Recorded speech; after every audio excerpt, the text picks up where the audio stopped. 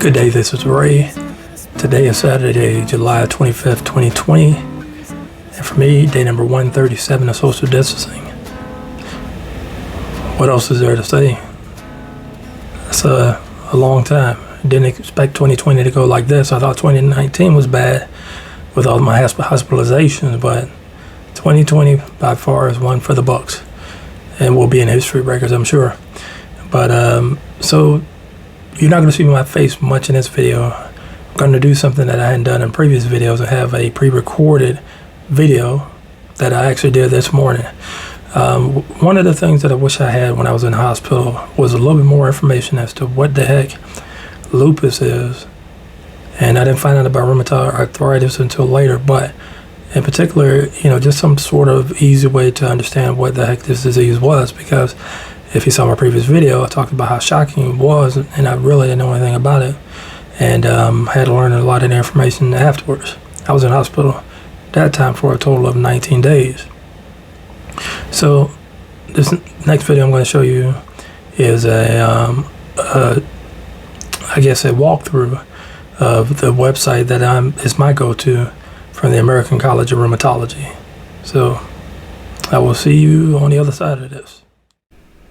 Thank you, Ray. You don't look tired at all, but you sound tired. All right, so let's take a look at the American College of Rheumatology website.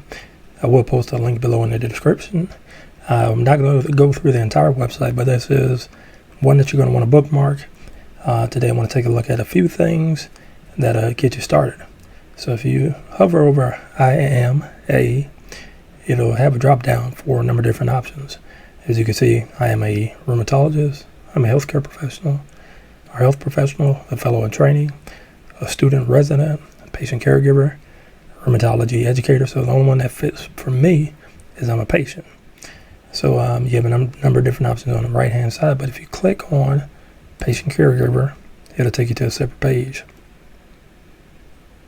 All right, so scroll down and I will read this top section here. So being diagnosed with a rheumatic disease can be scary and confusing, but with the right knowledge and a qualified rheumatologist and healthcare team, living well with rheumatic disease is quite possible.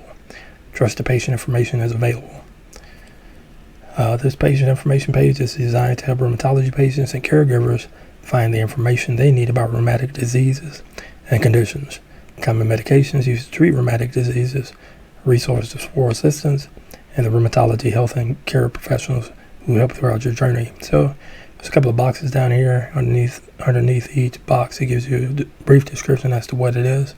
So you have diseases and conditions, where you learn about, of course, rheumatic diseases and conditions, different treatments, an introduction to the healthcare team, additional resources, and patient education videos. So first things first, let's click on the link for diseases and conditions. As you can see as well, they have a link for those who speak Spanish, Espanol. So we'll take a look at two of them specifically. Scroll down just a little bit. I want to take a look at lupus, which is what I have. Specifically, systemic lupus erythematosus, RSLE. And if you scroll down, just some fast facts. If you have lupus, you probably already know this, but sun exposure can lead to lupus flares, involvement of the kidneys, and the brain is most serious manifestations of lupus. I've had affect my kidneys in the past. Treatment depends on the organs involved. Lupus can affect children. In fact, 20% of patients with lupus are children. Lupus occurs 10 times more often in women than in men. And I should go play the lottery, and I'll still lose. All right, so if you scroll down just a little bit more, you have a couple of drop-down options of what causes lupus. I'm not going to read through all this. How lupus is diagnosed, how is lupus treated, broader health impact of lupus, and living with lupus. Now I'm going to scroll back up to the middle right part of your screen. You have lupus in Spanish, or Espanol, of course, and then download print-friendly PDF. So let's go ahead and click that link.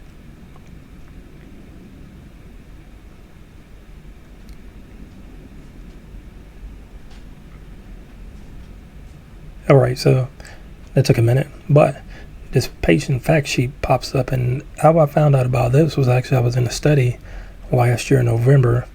It was a group of African American males over the age of 35, I believe, and they were taking labs, and the person who ran the study gave me this fact sheet, and then I saw at the bottom it was the American College of Rheumatology, and so of course I went to the website and found a lot more of these fact sheets. It's just great. It's concise. It talks about your condition description, signs and symptoms, common treatments, care management tips, and so I download this sheet. I actually have a folder where I keep different fact sheets, and I'm able to talk to people in an educated manner and have a more intelligent conversation with my doctors. All right, so I'm going to close that fact sheet. Sorry for the mouse click. And then I'm going to go back to diseases and conditions. That's lupus. And let's take a look at rheumatoid arthritis.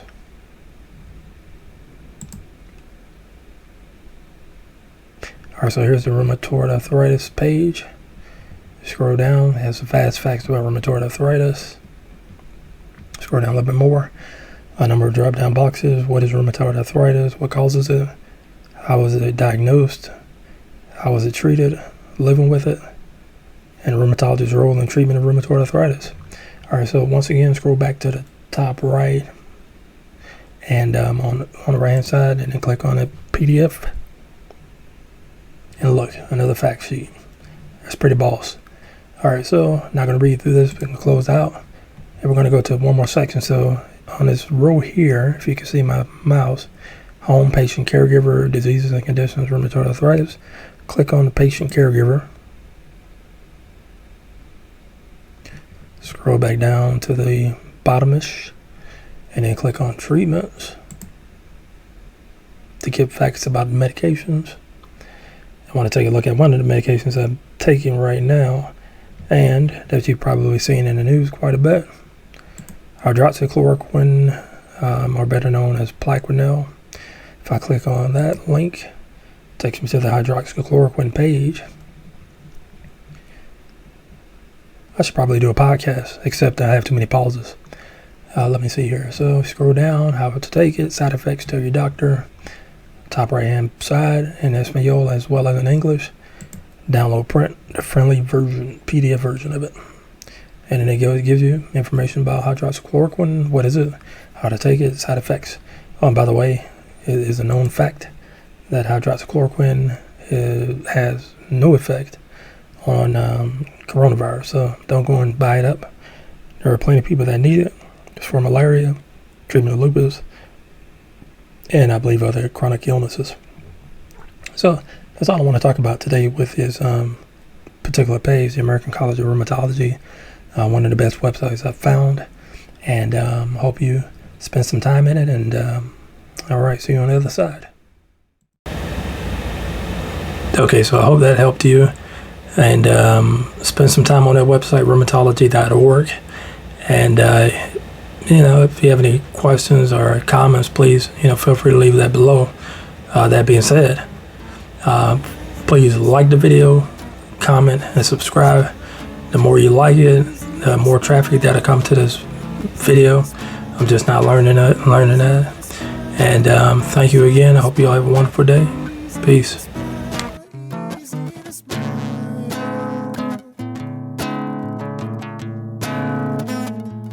Is she an angel? She's a miracle.